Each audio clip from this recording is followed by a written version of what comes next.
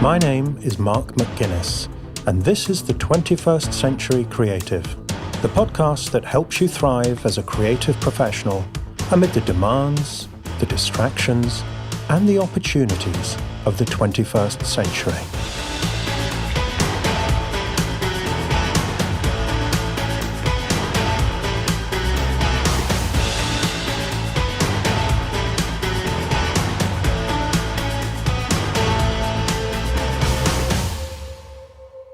Welcome to Episode 8 of Season 5 of the 21st Century Creative. This week, my guest is Cynthia Morris, who is here to talk about writing a world-changing book. So, if you are contemplating writing a book, whether it's your first one or your 21st, there's a lot of insight for you in today's interview. And even if you're not a writer, when I listened back to the interview, I realised a lot of the advice applies to pretty well any kind of self-started creative project that involves a lot of dedicated practice and alone time. So, whatever your creative discipline, I think you'll find Cynthia's story and what she has to say about creativity inspiring and useful. Like me, Cynthia is a coach for creatives as well as an author. She is someone I hold in very high esteem, and I'm delighted to welcome her to the show today. Talking of books, and this is something I touched on in the interview with Joanna Penn earlier this season.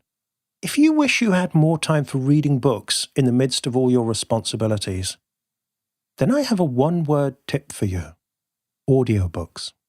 Because I've become a convert to audiobooks over the past few months, and even something of an evangelist about them. You see, a few months ago, I did some thinking and I realised that one thing I really wanted in my life was more time to read.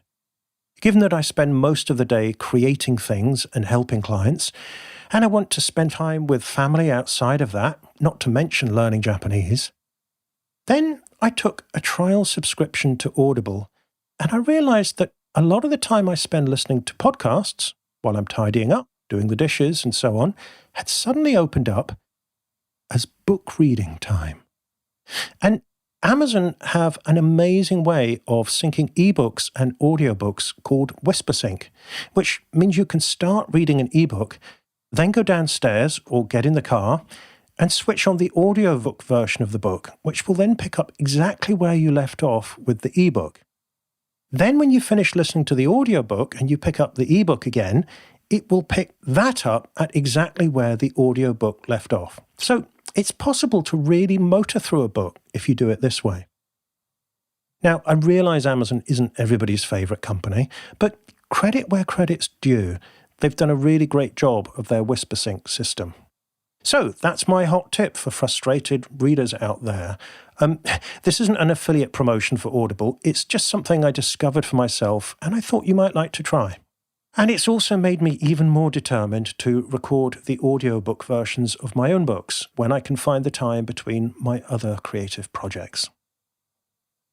I mentioned learning Japanese just now, and before we listen to Cynthia's interview, I want to share with you a recent experience I had with my language studies that reminded me of an important principle about creative work.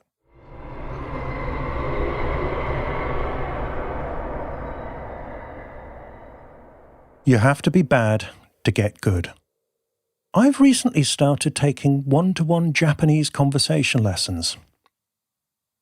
It hasn't been easy. In fact, it's been a little bit of a humbling experience. Between work and family responsibilities, I typically only have 30 minutes a day to study Japanese. And I've spent this time every morning for the past 2 years memorizing kanji characters, vocabulary, and grammar patterns. So, at this point, in theory, I know a decent amount of basic Japanese. I say in theory because it's one thing to have the information in your head and another to produce it in a conversation, which is why I'm now focusing on listening and speaking skills to achieve some kind of fluency with the material I've accumulated so far.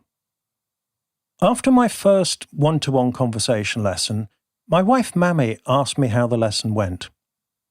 I said it was like my first driving lesson. I was relieved to have survived without crashing the car, but my pulse was racing. I knew I'd stalled the car 3 times, forgotten to indicate, and almost ran through a red light because I was concentrating on the pedals.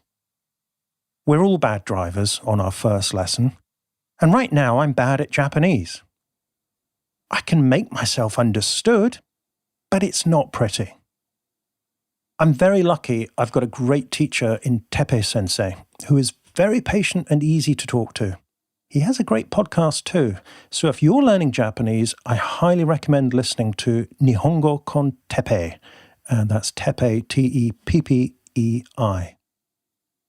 Teppei-sensei has been really nice and kind and patient, but as I say, even so, it's been a bit of a humbling experience because I haven't learned a new language for many years. I'm quite comfortable speaking French, which I learned as a boy. Now, my French is by no means perfect, but I'm used to being able to express myself and discuss just about any topic I want to in this foreign language. So, it's humbling to be a beginner again. I've heard enough Japanese to know how bad I am. I can often hear myself making mistakes as I say them, or failing to recall the meaning of simple words when Teppei-sensei uses them in our conversation, and then kicking myself afterwards. But I have to accept being bad if I'm going to get better. There's no shortcut. The more I speak and the less I care about making mistakes, the more I'll learn from my mistakes and the better I'll get. It will take years, but then most skills worth learning do take years. And this is certainly true of a creative discipline.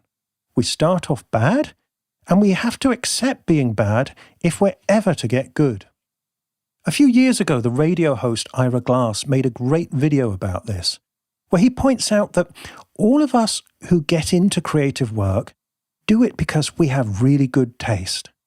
We watch great TV, listen to great music, read great literature or whatever, and think, I want to do that.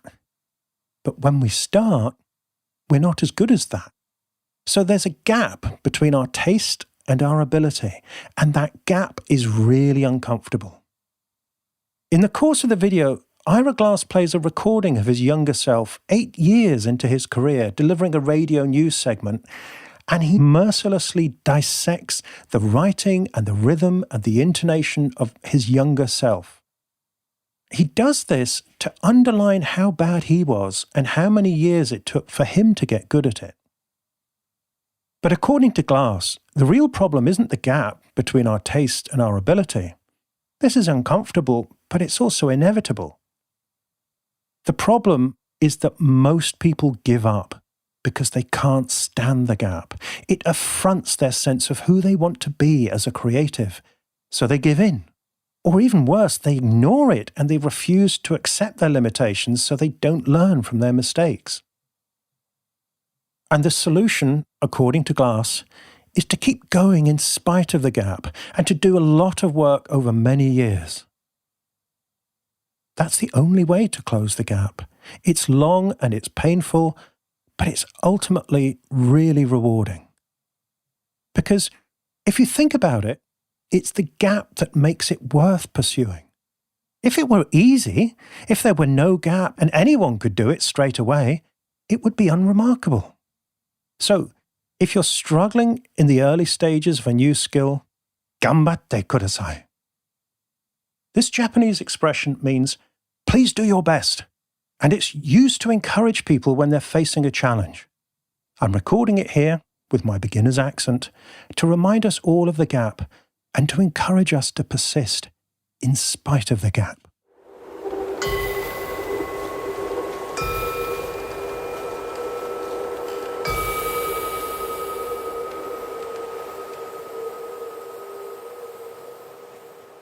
If you're enjoying the 21st Century Creative, you may like to know there is more to this podcast than meets the ear. To help you succeed in your creative career or business, I've created an in-depth program the 21st Century Creative Foundation course. It covers the personal and professional skills you'll need to succeed as a creative professional in the 21st century. In other words, the stuff they probably didn't teach you at art school, on your creative writing masters, or wherever else you learned your craft. Things like how to manage your time, how to communicate your ideas, how to handle difficult conversations, how to close a sale, how to deal with money, how to grow your network, and how to attract an audience for your work. Altogether, there are 26 lessons in the course, full of practical advice, plus a worksheet for each one to help you put the ideas into practice.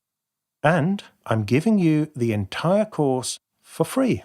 In case you can't quite believe your ears, go to 21stcenturycreative.fm/free course and see for yourself. When you get there, you can sign up with just an email address and you'll get your first lesson right away. By the way, the course has already been taken by over 11,000 students. And on the sign-up page, you'll see lots of testimonials from other creatives whose lives and careers have been changed by the course. You can join them right now for free by going to 21stcenturycreative.fm/free course.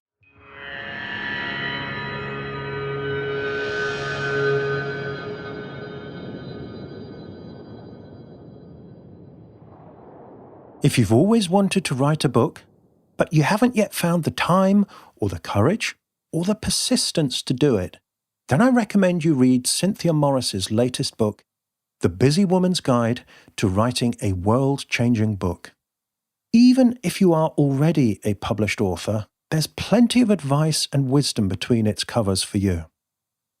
Personally, I've written 5 books, and I found myself stopping and making notes as I read through it about insights that should make writing my next book that bit easier.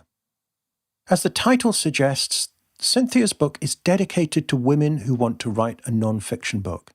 And she makes a bold claim: your book can change the world, only if you write it. She says she wrote it for busy women immersed in running businesses, building careers, and caring for loved ones. So she doesn't just help you with how to write the book, she also addresses the big challenge of how to find the time to write the book in the midst of everything else in your life. Cynthia wrote the book primarily with women in mind, but I'm living proof that it works for men too. The book is based on many years of writing and helping others to write. Cynthia has written 8 books herself, including a novel, and she's been coaching writers, artists, and entrepreneurs since 1999. So there's a lot of accumulated wisdom between its covers. Cynthia and I met virtually on the internet years ago and recognized we were on a similar path. We've occasionally collaborated on audio recordings together, and we got to meet in person a few years back when I was coaching delegates at the 99U conference in New York. She's someone who really gets creatives and their motivations, and I always come away from our conversations with fresh enthusiasm for writing and creating. When she sent me a copy of the latest book, I asked if she would come on the show and share some of its insights with you. The result is a great interview in which Cynthia talks about writing a book as a relationship and as a dialogue or a conversation with your deeper, wiser self. She also introduces us to a surprising way to counterbalance the influence of your inner critic. Towards the end of the conversation, she also shares some great ideas on how to prepare for the launch and the marketing of your book while you're actually writing it without adding to your workload. So, whether this is your first time writing a book, or whether you've written a few and you'd like the next one to be easier than the last one, you'll find plenty to inspire and encourage you in this conversation with Cynthia Morris.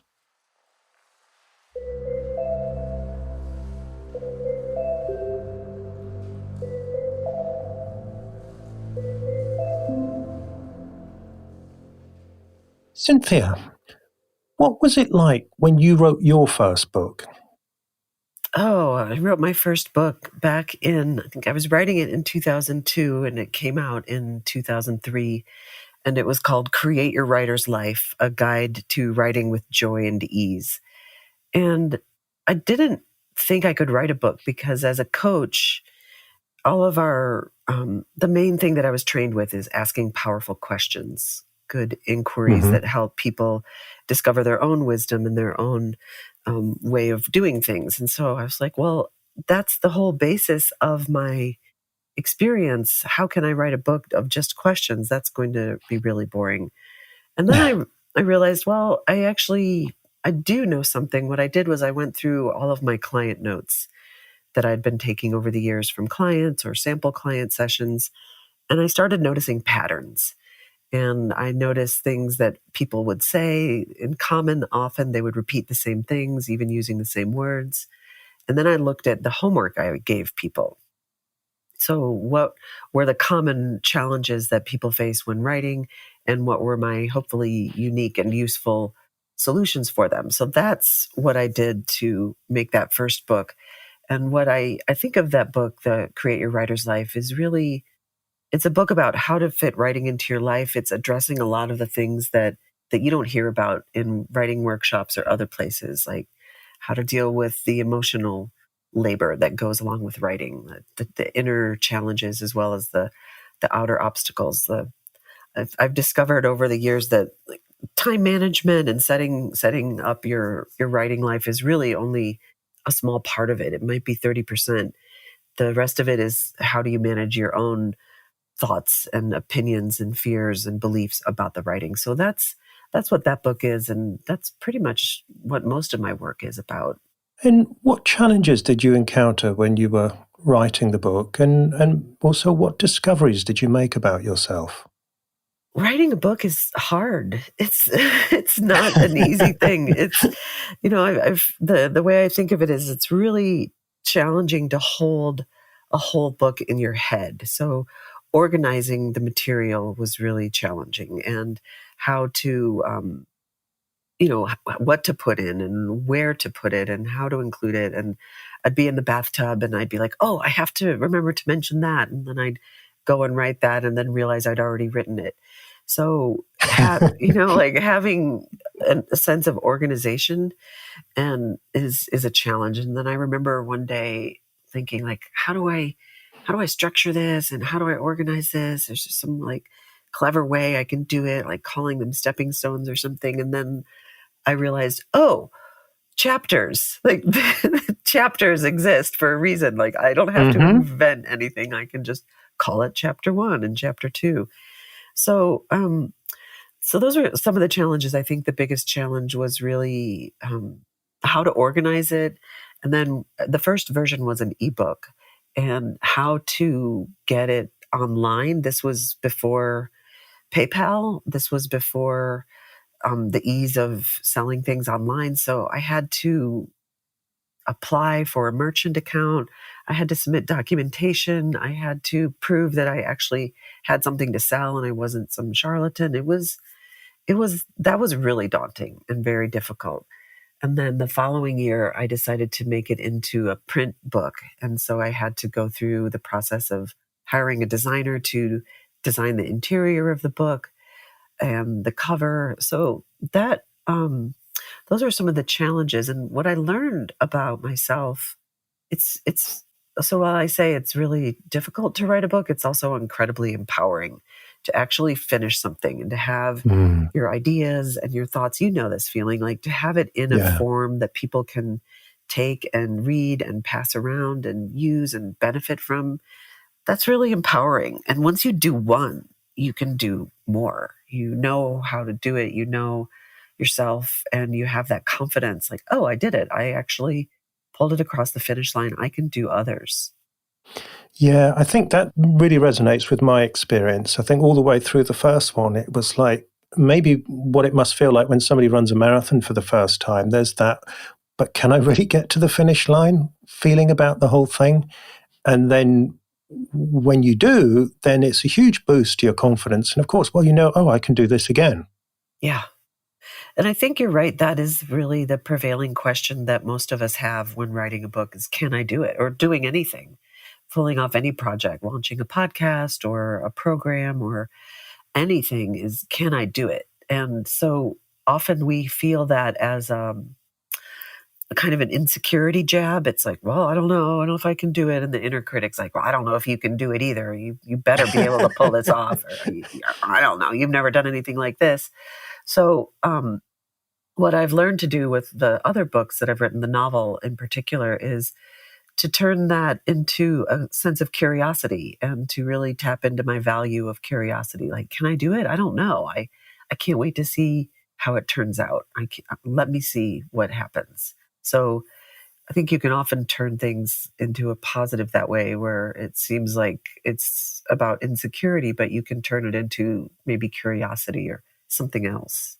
Yeah, that's really nice, isn't it? If the flip side is, can I really do this? Well, you could say, can I really do this? I mean, you could say that in a very doubtful, fearful way, but also you could say it in a curious way. Yeah. And then, I don't know, let's see. Yeah, that's good. I know how we can find out. So, The Busy Woman's Guide to Writing a World-Changing Book is your 8th book, is that right? Yes. Okay. And I'm sure you have different reasons for and different motivations for different books. What was your big why for writing this particular book? I have been working with people to help them write for 20 years. This is my 20-year anniversary. And I would encounter, be working with clients, and we would be talking about one of the challenges they had. And then I would say, what about this? Or here's a way you can look at this, or try this. And they would try it, and they would have such a profound experience of complete transformation of the way they thought about something or did something that really helped them move along. And I just was like, more people should know this. I see the value this is providing for the handful of clients I'm working with. Why not have this for more people? So that was a big motivator, just to have more people have access to this, and simple ways to do it, to make something that's very complex a simple process. And then the other thing is, I lead a year-long group coaching program called the Atelier. And in that program, everybody has to focus on, or gets to focus on, one project throughout the year. And the point of that is to stay with it, even when it gets difficult, when you want to do something something easier, go back to the beginning. And I act as a participant as well. So I have to choose a project to work on as well. So last year, I had to choose a project, and it was between this book and another book that I wanted to write. And at the last minute, I switched to this one because I felt like it was more connected to the work I do in my business and what I want for people. So last year, I wrote the whole thing. And then this year, the project was to publish it. It came out in spring, and then promote it. And that's been great, because I don't know about you, but promoting things is not my favorite thing. I just tend to move on to the next thing right away. So it's been so great to be in this group as a participant, having to stay with it, modeling how, like, yeah, I'm kind of done with this, or I don't feel like it, or I don't want to show up, but I'm staying with it anyway. So that was another. It was a container for writing this book and a reason to stay with it. And why did you write the book for the busy woman? Well, I wrote it for the people that come to me for coaching to get help writing books. And it's mostly women. It's probably 80% women who are professional women who have a book that they want to write that's going to get their message out to the world. So I wrote it for the people that I know well. I know these people very well. I know their challenges. I know the kind of things they're going to bump up against. And it's like any business or product that you create. You start with the person you're making it for, and what is the problem you want to solve. So the problem that I wanted to solve with this book is people who want to write a book. It's not just for work. It's not just a good idea. The people I work with usually have writing a book on their bucket list. They really want to be a writer or get a book out there. So it solves that problem of how to get started, because that's the thing that no one really knows. Like, I don't know where to start. So solving that problem, and then solving the problem of how do I do this in a busy schedule? People are incredibly busy. They don't know how to fit it into their lives. So I wrote it in a way that makes it hopefully easy to get it into your life, even when you're very busy. So short chapters, short exercises that get them right into the writing. There are no case studies or stories in this book. I don't really want anyone sitting around reading it. I want people to read it and go. And then in terms of women, I believe we need more balance of women in power and more balance of women's voices in the world. And when women write a book, they gain so much confidence. So um, claiming your power, claiming your confidence, claiming your contribution to the world, to helping solve the problems that we're seeing now. So I'm a real stake for women to claim their voice and claim their power. It's also perfectly useful for men too. So the men that I've given this to and have been reading it, they're like, this works for me as well. And the other thing, this to throw in there, that's really surprised me is that I'm hearing that people are using this to write things other than books. Like a client is working on, her Patreon, and she's using it to write posts for Patreon. And another client says she's carrying it around because it encourages her to write her articles for her blog. So I'm loving that it's not really just about writing a book. It's not really just for women. It's actually useful as a tool for writers of all genres and all genders. Yeah, just to share a couple of things from my own experience of the book arrived, and I think I told you this, within 5 minutes of me opening the parcel from you, my wife, Mammy, who's writing her first book, looked at it and said, "It's for me." And she grabbed it and disappeared with it and devoured it. And she loves it. She said it really felt like you were writing with her in mind and her particular situation and challenge and dreams in mind. And then, so I can confirm it works for the target reader. And on the other hand, when I did eventually get a copy back and I read it myself, I'm a guy, as probably people can hear, and I got a huge amount out of it too. I think, there is some great stuff where you talk about maybe there are particular challenges that women might have in terms of life situation and so on. But really, I would say that it was pretty well applicable across the board. So gentlemen, if you are dreaming of writing a book and dreaming rather than writing, then I thoroughly recommend that you check out Cynthia's book. Yeah, thank you for that. As I was coming out with it, there's a lot about gender and non-binary. And so I felt very nervous at one point of like, oh no, have I messed up? Is this wrong to target a specific kind of person? It should be inclusive. It should be for everybody. And it is inclusive. It is for everybody. I don't intend to exclude anybody. But the feeling that your wife felt when she saw it, this is for me. I want that feeling. I want people to feel recognized and heard and gotten and spoken to. And that is, I think, a powerful thing. And one of the things that's really important when you're writing a book, that you know who it's for, that it's directed toward a reader. One of my clients had several different audiences in mind, and she wrote a first draft, and it was kind of for all of them, and it was all over the place. And she felt it right away when she was reading it afterward, and I noticed right away, you really want to be meeting your reader, meeting that person, identifying their problems and helping them solve it. It will be such a more powerful book and help them much more quickly when you can do that. So just one more question about the readership before we plunge into the book itself. Were you primarily thinking of fiction writers as you wrote this, or did you have non-fiction writers in mind as well? I think that this book can apply to fiction writers as well. It is definitely geared toward a nonfiction book and in general a book that's related to your work. But I think there are some pieces in here about mindset and having a writing practice, developing your prompts, using free writing. There are, let's say, at least half of the book I think can apply to fiction. And I've got clients who are writing novels who have said that they're using this book. So I think it is for that. It's not geared toward plot or character development or things like that.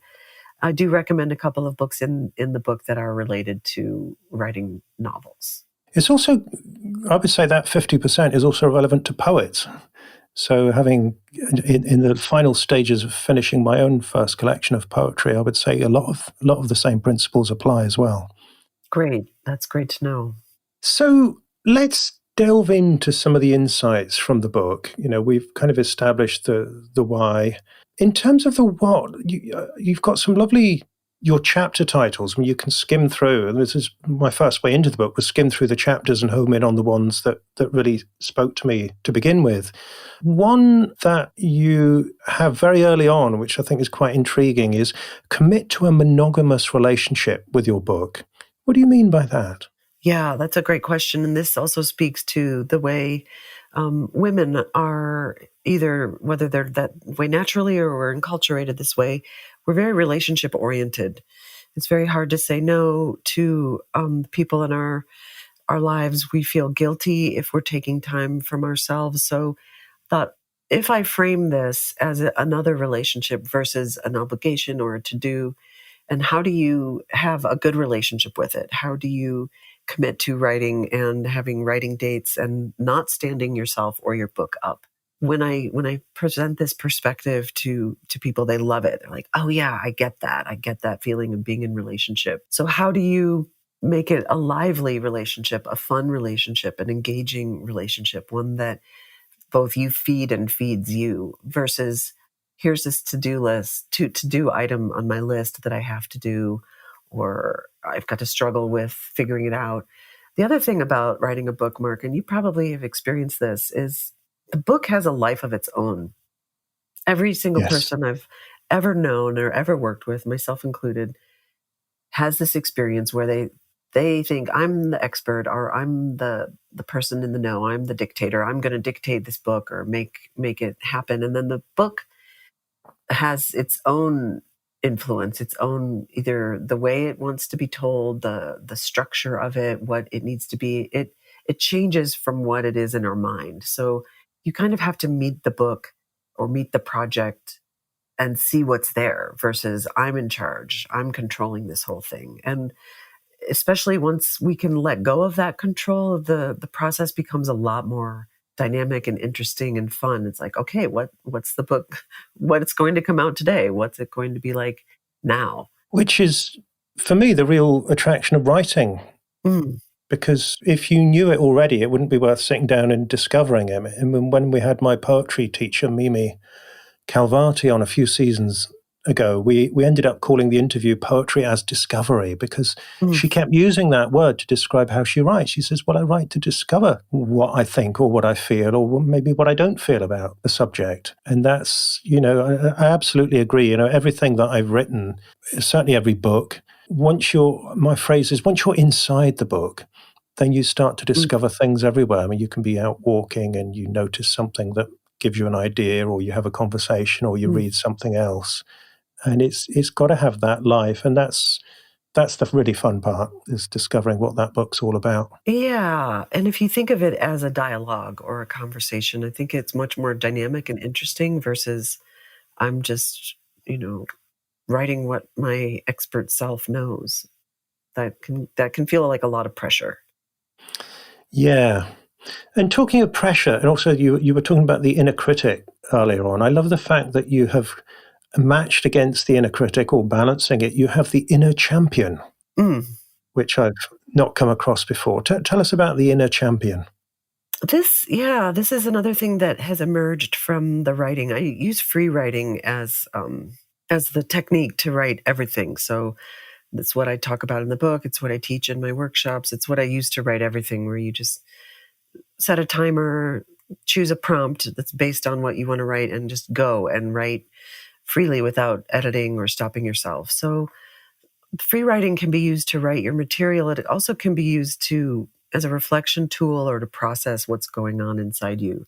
So if you're feeling insecure or afraid or anxious or unable to write, you can often just write out what the inner critic is saying. Just get it out. Like you don't know what you're talking about.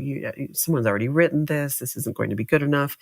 What happens when you're writing like that is it doesn't take long before the inner champion emerges and says, well, but you do know what you're talking about. And we don't know if it's going to be good or not. You just get to try and see. And so it's crazy how in our minds, these voices, this inner critic just kind of runs rampant. But the minute you sit down and kind of give it the microphone or give it some space to express itself, it just runs out of steam. It doesn't really have two legs to stand on. And the inner champion emerges to say, you know what? You actually are valid and worthy, or whatever, your fears are. So I've seen that happen again and again with myself and other people. So I was like, well, let's bring this out as a character. We know that inner critic voice very well. Let's bring out this inner champion and actually bring her or him onto the team. So it's that part of you that knows you can do it. It's that encouraging part. It's a part of you that if you were talking to a friend or your child, and I always refer, like if you're a parent, you've got a lot of great skills for writing or creating or doing creative projects because you're parenting in a way that's kind and compassionate and encouraging. So you already know that part of you. You just need to turn that voice and that part of you onto yourself and your project. Give yourself the benefit. Yes. You also, in the book, you talk about I love the phrase you use, the immediate benefits of writing. And that was one of the chapters I read first because, a book particularly, it's a long-term project. It can feel like, well, if I slog away, if I suffer for X number of months, then I'll have something eventually to show the world. And that will be my reward and benefit. But so tell me, what are the immediate benefits? Yeah, that's so important because it is a long haul and it's a thankless job and it can take years. It took me 12 years to write my novel. And I know that a lot of times, we'll let our friends know that we're writing and they'll be like, still working on that book? And you're like, yes, it's taking forever. It just takes a lot of time. So in order to kind of buoy ourselves along and give ourselves some more fuel for the journey, I invite people to really recognize how it feels to do the work. And some days it's frustrating. Some days you hate it. Some days you want to give up. But at the end of the day, doing it is satisfying because you're showing up for yourself. You're honoring that commitment that you made to do the work. And I feel, speaking for myself, I feel very much in integrity when I'm doing what I said I would do. Yeah. Yeah. And that's really important to me. That's another one of my values, integrity, doing what I say I'll do, even to myself. So there's a lot of satisfaction in that. And I've also noticed after I write, I feel really alive. I feel energized. I feel sexy. Yeah. I feel my vitality. And that feels great. And that spreads out into the rest of my life. So even if I'm not finishing the book today or finishing an article today, I've committed to it. I've danced with the muse, so to speak. I've given that part of me space and I feel my vitality. So I want that for everybody. Even if it's like, oh, today was a slog, I still feel like I showed up for it. And this, I don't think I wrote about this in the book, but this kind of goes along with procrastination. I'm not a procrastinator because I can't bear the pain of the anxiety of having something sitting there that I have to do. So it's not that I'm so on top of it and need to getting things done early. It's that I can't stand the pain of the anxiety of knowing I have to do it. So the people who are procrastinators, I like, kudos to you because you can bear the anxiety of that over time. So that's also one of the benefits that you can glean immediately is like, oh, I'm not putting this off. It's not sitting there in that space of, oh, someday I'll do this. The power that you get and the confidence that you glean from doing it now feels way better to me than the anxiety of not doing it. Yeah, I mean, this is definitely one of the reasons I like to write early. I like to write in the morning. And then I've got the kind of the afterglow, when you've been working out. it feeds into the rest of my day. So I feel like, well, I've done my thing. I'm plugged in. I'm energized now. And then my clients get the benefit of that when I work with them in the afternoon. And it's so much easier to help other people and focus on their priorities, whether it's clients or family or friends or children or whoever. If I've done something great for myself today, and writing absolutely feels like that by the time I get to the end of it, even if it's not right there up front in the beginning. Yes, yes. And that you do feel that throughout the day versus the pain of like, oh, I need to do that, or I'll get to that. And I love the word you used. I love that, afterglow. That's a great way to describe it. And the other thing is I get to call myself a writer all day without Right. having to do having to do any more in the afternoon. So Yes. I quite Yes. like that. Okay, so we're up and running. We've committed to this monogamous relationship. We are listening to the inner champion and experiencing some of the immediate benefits of getting going. But there's always going to be the plateau in the middle, the long stretch when you're in the middle of the book, and it feels like you've been here for a long time. Can you give us some ideas on how we can keep ourselves motivated and sustain the writing practice during that period? Oh, yeah, that's a great question. I think always remembering why you're doing it. Often it's a book that you're writing is related to your work. And so you're in touch with the people you're working with and seeing the results of your work with them that can buoy you up. I was working with a client yesterday who was in this place of just like, oh, like this is hard and I don't like it. And I don't even care about trying to make it fun. It's just like, And I brought up what we talked about at the beginning of our coaching, which was, why is she doing this? What's the impact she wants this book to have? It's not just writing a fictional book or a series of novels. It's like the ultimate impact she wants to have on her readers and the difference that's going to make in the world, and why that's absolutely vital now. So sometimes that can have the opposite effect where it becomes too much pressure. But often I think getting out of our own selves, it's not just about me and I'm doing this for me because I've always wanted to write a book, but I know this is going to do something in the world. It's going to make a difference. So tapping into that bigger picture, that why, can be helpful. Having somebody in on it with you, so either a coach or a writing community, what I've seen with most of the people I work with really crave some connection with community. Some being in it with other people is really, really helpful. And if you don't have that in person, there are lots of places to find that online or working one-on-one with people. A lot of the clients I work with one-on-one, they don't have time for a group. It doesn't meet their schedule or their needs. They really just want to have one-on-one. But so remembering why you're doing it, looking at what are those immediate benefits. Often too, Mark, it's a matter of just pausing and looking back at what you've done. We're very good at looking forward, and we finish something and, okay, what's the next thing? What's the next thing? Yeah.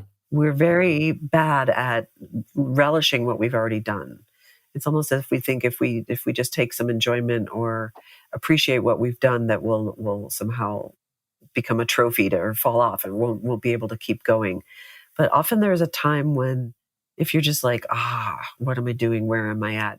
Printing it up and looking at it. And I know that's always satisfying, isn't it? When it's a thing. Yes, it's a thing. And often we don't print it up. We're just kind of endlessly scrolling online. And when you print it up, it gives you that object that you can see, oh, look, pages have accrued here. Something's happening.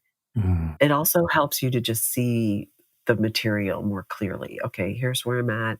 Here's what I've done. Here's what's left to do. So often it's taking a moment to just pause and reflect. Why am I doing this? Where am I at? What is it doing for me in the now? And what do I need to keep going? I want to pick up on this phrase world changing, because it's in the title, and also you used it a couple of minutes ago talking about the whys for writing a book.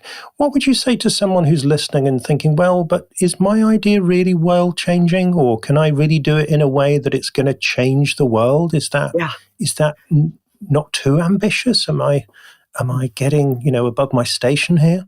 Absolutely. I love that, because I am not I don't generally go around saying like, go big and you can be huge and you can change the world and you can do all this. Like, it's really not how that doesn't motivate me. I don't like going big. It's like, no, I just want to be cozy here. Like, don't like, I don't need to be Oprah, and I Yeah. think a lot of people feel that. But what I've experienced is that when you write a book, it changes your world. So that's Mhm. the basic premise. If no one's world is changed by your own, you have changed the world. Because as you've said, when you write, your relationship with your family and your clients is different. So that has a ripple effect. So changing the world can be a lot smaller than having some big stage or being some big influencer or thought leader. It can be the person who's walking around smiling at people and engaging with people because they feel good about themselves and confident because they've written a book. That has a ripple effect. So that's like the first level of it. And then, the thing about writing a book or creating anything and putting it out there, you have no idea what it's going to do. Once you put a piece of art or Mm. poetry or a book out in the world, it's its own thing and it's kind of no longer your responsibility. The world will interact with it and have its way with it and its say with it and do with it what it will. So we don't really know what it's doing or how it's changing the world. And you've probably experienced this where you'll meet somebody in person and they'll say, I've been reading your newsletter, your blog for years, or listening to your podcast, and you totally changed my life. And you're like, I had no idea. So, Yeah, yeah, that's great. And occasionally I'll meet that person, they'll come for coaching and they say, well, I've been reading your newsletter for 10 years. And you think, really? Wow. And it's easy to take for granted what you've already done. yeah. But, who knows what would be the right message at the right time for the right person. hmm So, I'm a stand for our creative expression. I believe that if you have the impulse to write or make things, you have to follow it. You have no idea whether it's going to be any good or whether it's going to go anywhere or do anything, but you have to follow it for your own, first for your own satisfaction, and then who knows what it will do. So it's, the world changing thing. Um, like it starts off kind of as this humble thing, like you're changing your own world and it could change the world. And I remember when I put the title out on my Facebook page to just, kind of check it out and test it and see what people thought about it. And the world changing thing really caught people and like, oh, Yeah. I don't know. I don't know if that seems kind of too big. Can you ratchet it down a little bit? And I was like, And what did your inner coach say to that? Ratchet it down. Well, well, I wrote an article years ago about this whole thing. Like, we're either too much or we're not enough. It's like, okay, well, Mm, where's the middle? Like, right. there is no knowing middle. Like, so I was like, you know what? I really am going to take a stand for the impact that we can have with a book. It may change the world. It may be big. It may change your world, but I'm not backing down on this. I'm taking a stand that you and your work and your ideas and your books matter and to not like play small. So try it and see what happens, how it changes your world and then see how it changes the larger world. Well, as you say that, I mean, I'm in the office and I'm looking at my bookshelves and I'm seeing how many books, mostly poetry, have changed my life. Yeah. And I'm not the same person for having read them. And so, who's to stop you listening to this from adding to, the world changing books that are out there? Yeah. And also, I mean, when I saw your title, I thought, first of all, I thought, I love the daring of that. And also, I thought about it and I realized, if I'm thinking about writing a world changing book, where, no matter how insanely confident or incredibly doubtful I am, I'm probably going to write a bigger and more ambitious book than I would have written if you Mm, hadn't put that thought in front of me. mm. Is this world changing? Could it be more? Well, could you be more ambitious here? I love the boldness in it. Thanks, Mark. The weird thing is like and this, we need this sense of boldness and humility. And when I was writing this book one day, I was like, this is great. This is going to be great. Oh, people are going to love it. This is going to really change the world. And then the next day I was writing and it was like, oh, I don't know. This has been said before. Everybody knows this. I don't need to write it. And it was so perfect, that juxtaposition of those two commentaries on the process. I was like, Yeah. okay, if I believe this or I believe this, neither are true, both are true. It doesn't matter what my ideas about it are. All I need to do is just keep showing up and writing the book. And however it turns out, all I can say is, have I shown up? Have I done the very best I can? Mhm. And that's all we can do. And to just sort of let all of that commentary, our fears and beliefs about how good it is, really are irrelevant to the actual work. And on the theme of boldness, another a really big idea that I found in the book is write a manifesto for your book. Can you tell us more about why you would write a manifesto and how it can help you write the actual book? Yeah, a manifesto, one of the things that people get stuck on with writing a book is writing the introduction.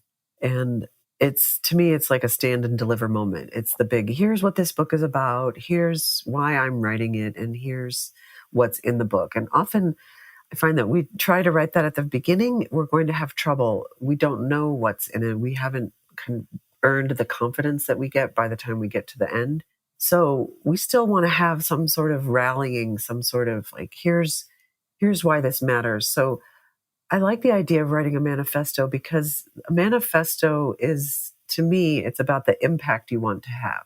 So this book is going to do this, and this book is for this. It's for these people to have this sort of emotional or intellectual impact.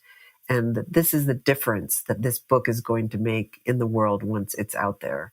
So it's really a moment of taking a stand, not as a kind of stand and deliver or proving moment. Like, let me just prove to you that I know what I'm talking about and that this book and this idea is valid. It's more of, here's what I care about. Here's what I'm so impassioned by. Here's why I must do this. And here's why you must read it.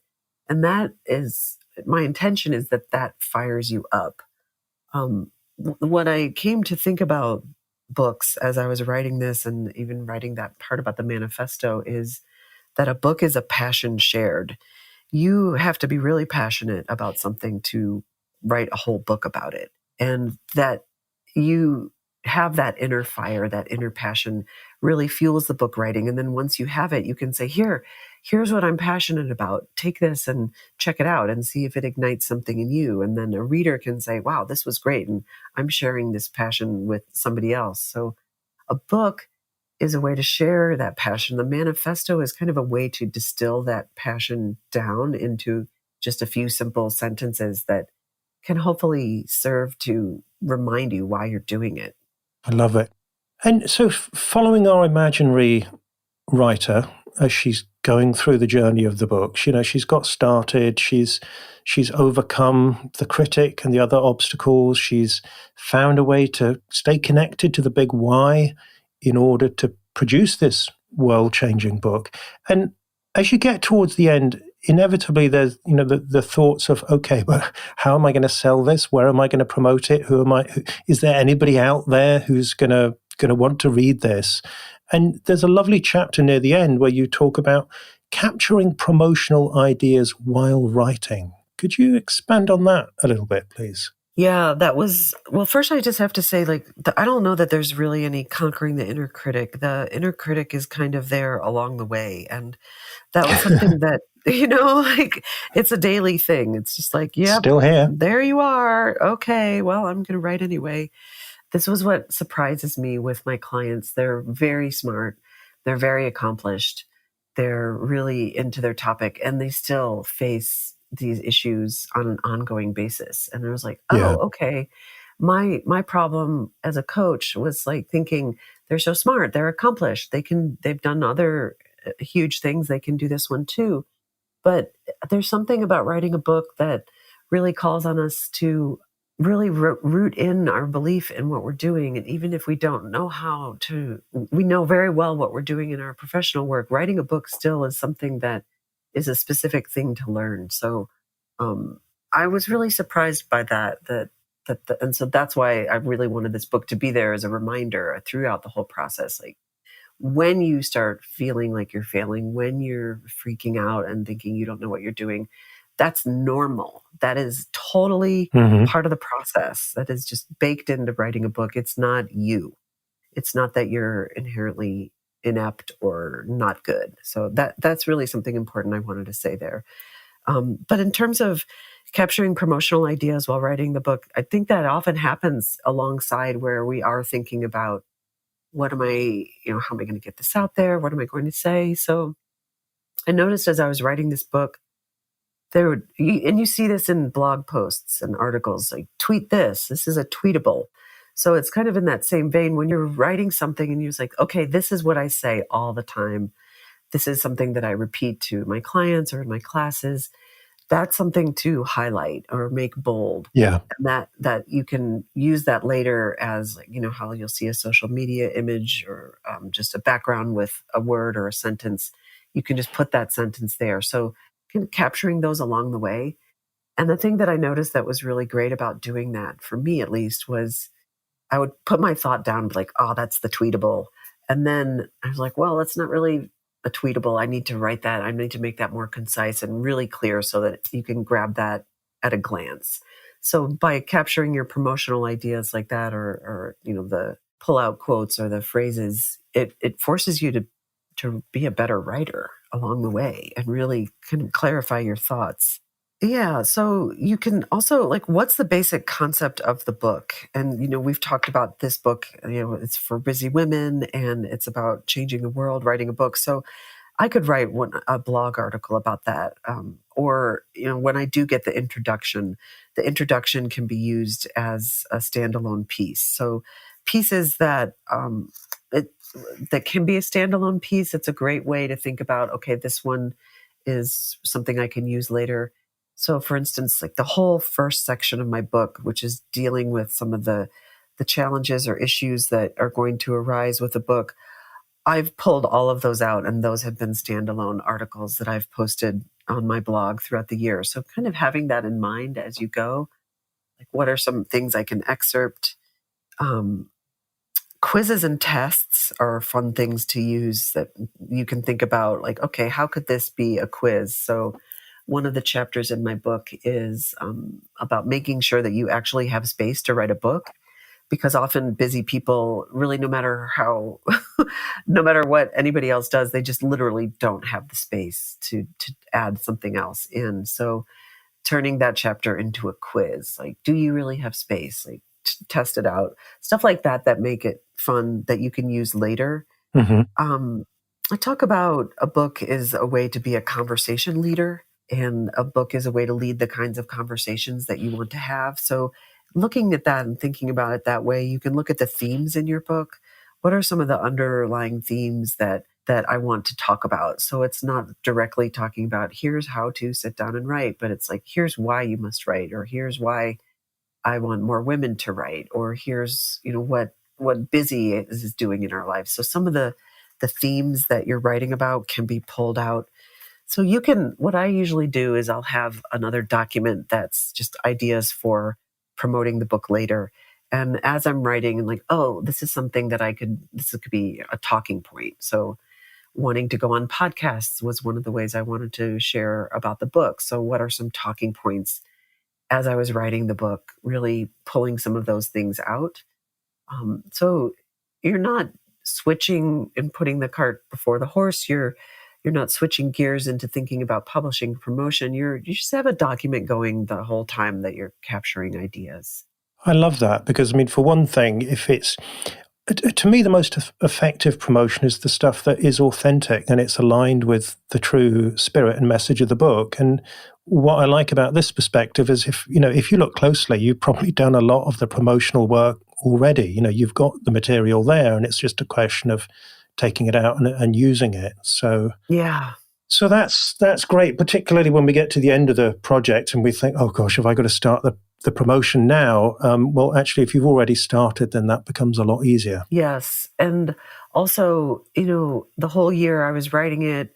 Writing is not a very visual medium, but here I am at the cafe and here I am at the Botanic Gardens and, just sharing images of like just teasing it out the whole year. I'm writing this book. It's coming. And just briefly talking about it, and then, sharing the title and getting people's opinions about that, so that when it did come out, it wasn't, oh, you wrote a book. Oh, people have been waiting for it. Hopefully they've been waiting for it. So you're right, like getting to the end of it and then suddenly, oh, now I've got to think about promotion. It's really, no one wants to be in that position. Cynthia, thank you so much. You have given us a real wealth of wisdom and tips and insight around the topic of writing a book.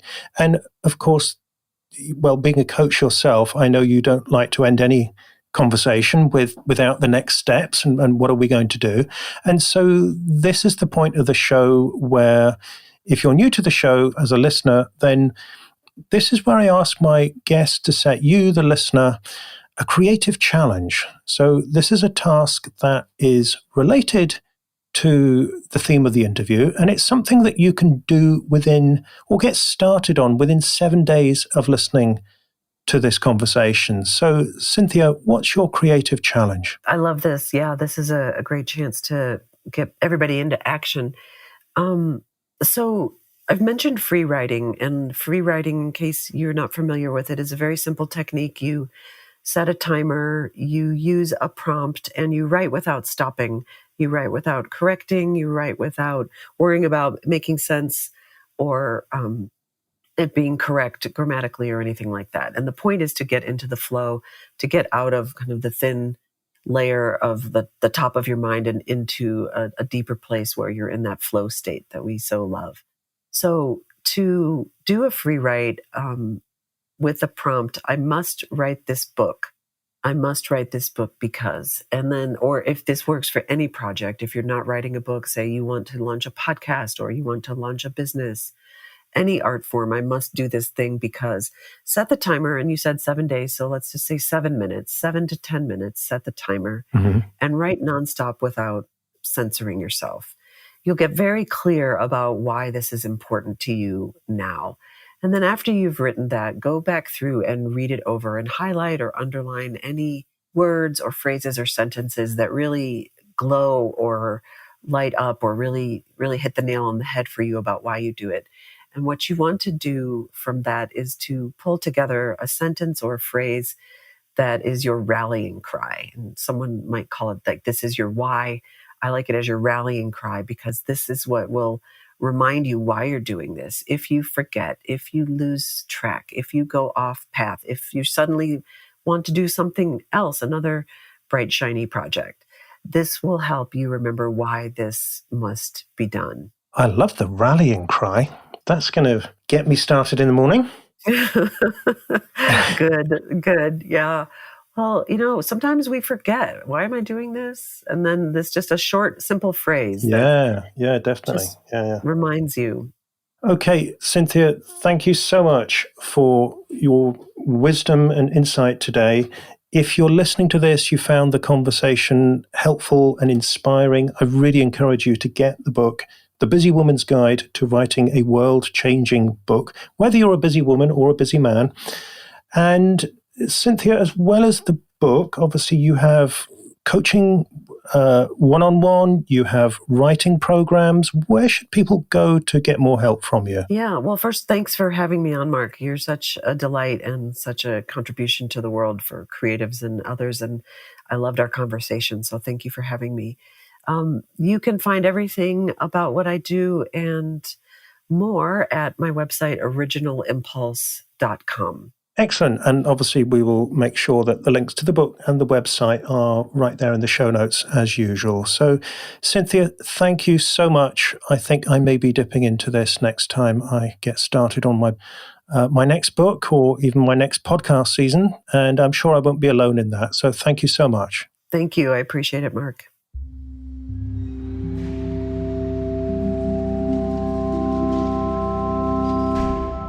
You have been listening to the 21st Century Creative, hosted by Mark McGuinness. You can find the notes for today's show, as well as all the backlist episodes of the podcast, at 21stcenturycreative.fm. If you enjoyed the show, then I hope you'll subscribe in iTunes, and I'm always grateful for your reviews, and also for sharing the show with your friends and followers. If you'd like my help applying the ideas in the show to your own situation, you're welcome to join us in the 21st Century Creative Patreon group at patreon.com/the21st-century-creative. And if you are an experienced creative and you're curious about getting my help as a private coaching client, then the first step is to go to 21stcenturycreative.fm/coaching questions and answer the questions on that page. And I'll be in touch with you as soon as I've reviewed your answers. Thank you for listening. I hope you'll join me again soon.